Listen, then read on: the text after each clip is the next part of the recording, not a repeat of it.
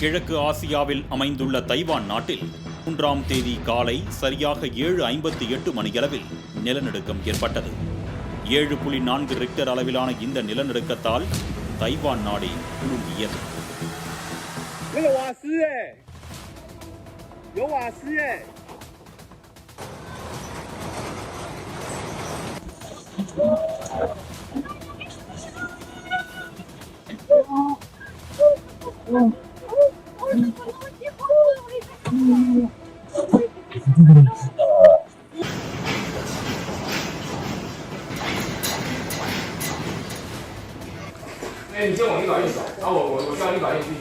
முதலில் தைவானின் ஹூவாலியனில் கிழக்கு கடற்கரையில் ஏற்பட்ட நிலநடுக்கம் தலைநகர் தைபேவை சூறையாடியுள்ளது.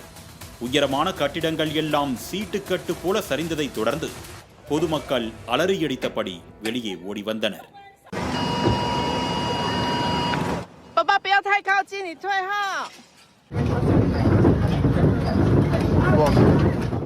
இதற்கு முன்பாக 1999ஆம் ஆண்டு செப்டம்பர் 21ஆம் தேதி அன்று 7.2 ரிக்டர் அளவில் ஏற்பட்ட நிலநடுக்கத்தால் 2500 பேர் பலியாகினர்.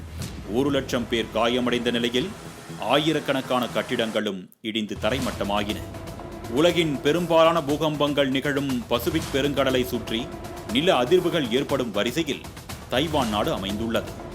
இந்நிலையில் 25 ஆண்டுகளுக்கு பிறகு 7.4 ரிக்டர் அளவில் ஏற்பட்ட நிலநடுக்கத்தால் அங்கு சுனாமி எச்சரிக்கை விடப்பட்டுள்ளது.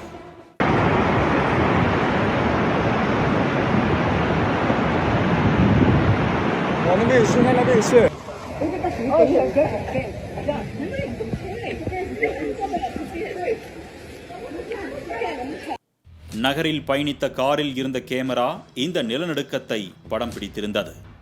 அதில் பூமி பயங்கரமாக குலுங்கியபடியும் சாலையில் செல்லும் வாகனம் அங்கும் இங்கும் ஊஞ்சலில் ஆடுவது போன்று பதிவானது.